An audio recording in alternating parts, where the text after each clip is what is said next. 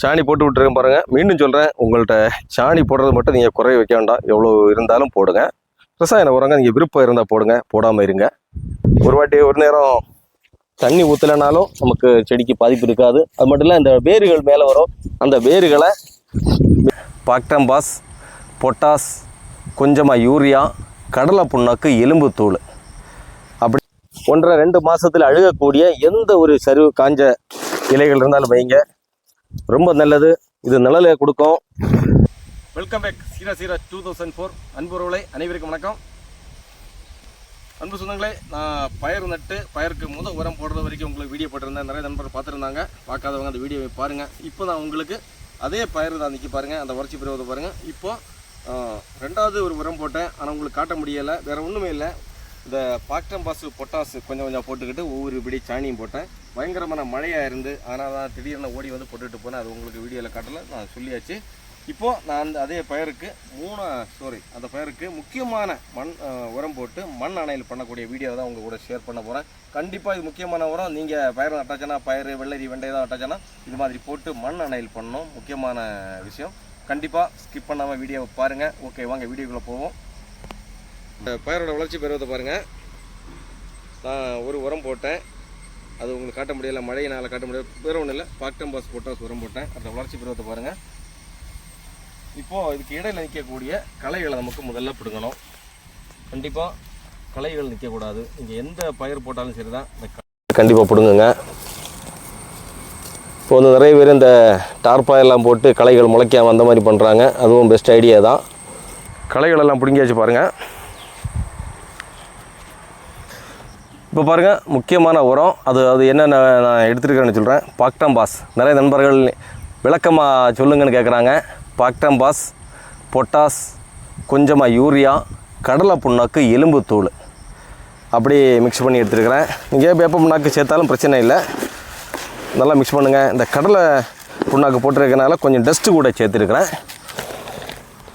எப்போ உரம் போட்டாலும் மூட்டில் இருந்து ஒரு 4 தூரத்துக்கு தான் போடுங்க. இந்த பாருங்க, நான் ஒரு இடத்துல வச்சு காட்டுறேன். இந்த அளவுக்கு ஒரு இடத்துல இப்படி சும்மா நீங்கள் வச்சாலும் பிரச்சனை இல்லை. நான் அந்த இடையில் அப்படியே போட்டு விடுறேன். 2 செடிக்கு இடையில் போடுங்க.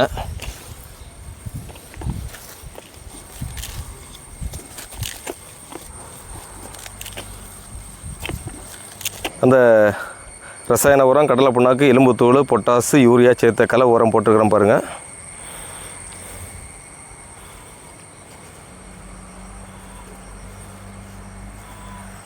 இதுக்கு மேலே பாருங்கள், காஞ்ச சாணி வைக்க போகிறேன்.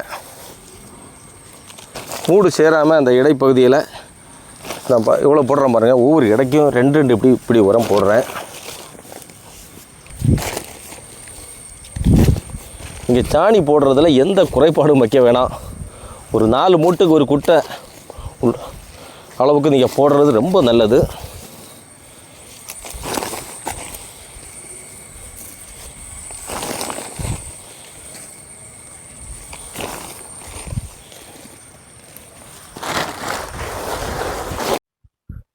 சாணி போட்டு விட்டுருக்கேன் பாருங்கள். மீண்டும் சொல்கிறேன், உங்கள்கிட்ட சாணி போடுறது மட்டும் நீங்கள் குறைய வைக்க வேண்டாம். எவ்வளோ இருந்தாலும் போடுங்க. ரசாயன உரங்க நீங்கள் விருப்பம் இருந்தால் போடுங்க, போடாமல் இருங்க.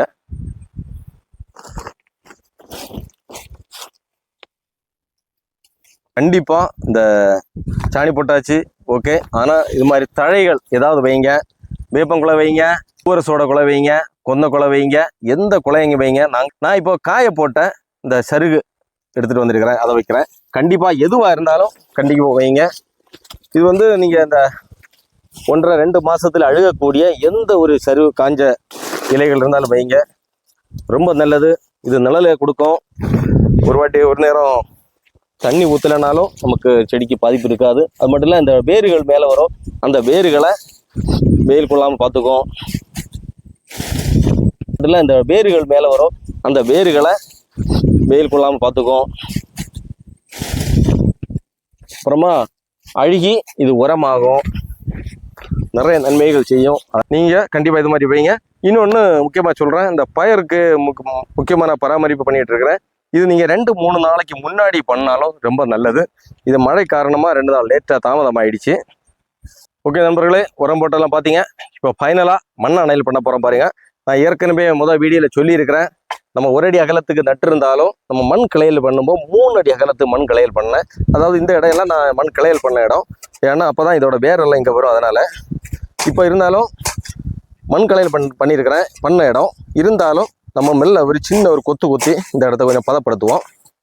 அதுக்கப்புறமா தூரத்தில் இருந்து கொஞ்சம் மண் எடுத்து இந்த மாதிரி மண் அணையல் பண்ணி கொடுங்க.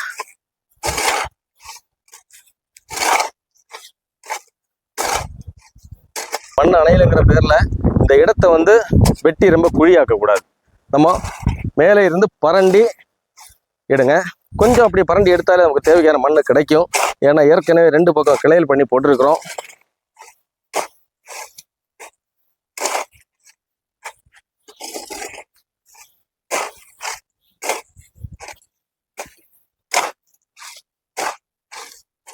இந்த மண் அணையல் பண்ணதுக்கு 2 நாளைக்கு முன்னாடி தண்ணி திறந்து விட்டுருங்க. அப்போ தண்ணி போய் இந்த இடம் காஞ்சி கிடைக்கும். இப்போ இந்த புல்லை நம்ம மண்வெட்டியாலே வெட்டலாம். ஆனால் அதிகமாக இந்த ஓரப்பகுதி மீண்டும் அகலமாகி போயிட்டே இருக்கும். அதனால் நான் இந்த புல்லுகளை கையால் பறிக்கிறேன்.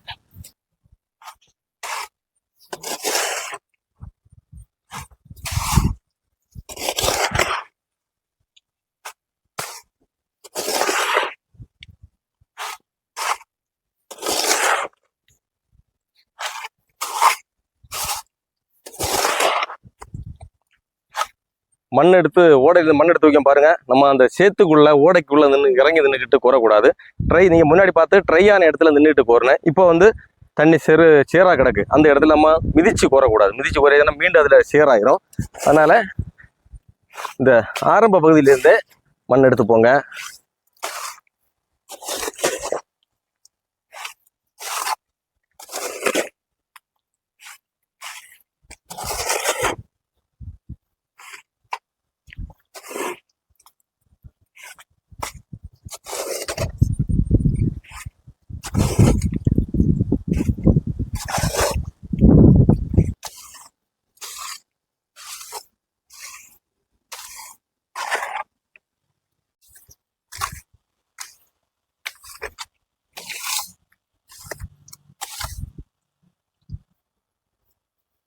ஓகே அன்பு சொந்தங்களே, இறுதியாக மண் அணையல் பண்ணிட்டு ஓடையிலேருந்து மண்ணை கோரி வெட்டுறதை பார்த்தீங்க. அன்பு உறவுகளே, நான் பயிருக்கு முக்கியமான 3வது உரம் போட்டு மண் அணையல் பண்ணது விவரமாக உங்களுக்கு சொன்னேன். ஏதாவது சந்தேகம் இருந்து கேளுங்க. இது பாருங்க, நான் இப்போ நிற்கிறது அந்த பயிரோட அடுத்த கட்ட வளர்ச்சியும் எல்லாம் தாண்டி பயிர் வளர்ந்துருச்சு. பயிர் பிஞ்சு பூவுமா நிற்கிது பாருங்க. அந்த பயிர் விலையில தான் நிற்கிறேன். கண்டிப்பாக அடுத்தடுத்து உங்களுக்கு வீடியோ போட்டுட்டு இருப்பேன். இதுக்கு அடுத்து இந்த பந்தல் அமைச்சிருக்கேன் பாருங்க. அந்த பந்தல் அமைக்கக்கூடிய வீடியோ உங்களுக்கு போடுவேன். மறக்காம பாருங்க. நீங்களும் கண்டிப்பாக அனைவரும் விவசாயம் பண்ணணும். ஓகே அன்பு சொந்தங்களே, நீங்கள் உங்களோட நேரத்தை ஒதுக்கி ஒரு விவசாயியோட வீடியோ பார்த்த நல்லுள்ளம் கொண்ட அனைவருக்கும் நன்றியோட வணக்கத்தை சொல்லி கொள்கிறேன். அடுத்து இன்னொரு வீடியோவில் சந்திக்கலாம். என்னுடைய சேனல் பேர் மறந்துடாதீங்க, சீரா 2004. ஓகே அன்பு சொந்தங்களே, அடுத்து இன்னொரு வீடியோவில் சந்திக்கும் வரைக்கும் அனைவருக்கும் அன்புடன் வணக்கம்.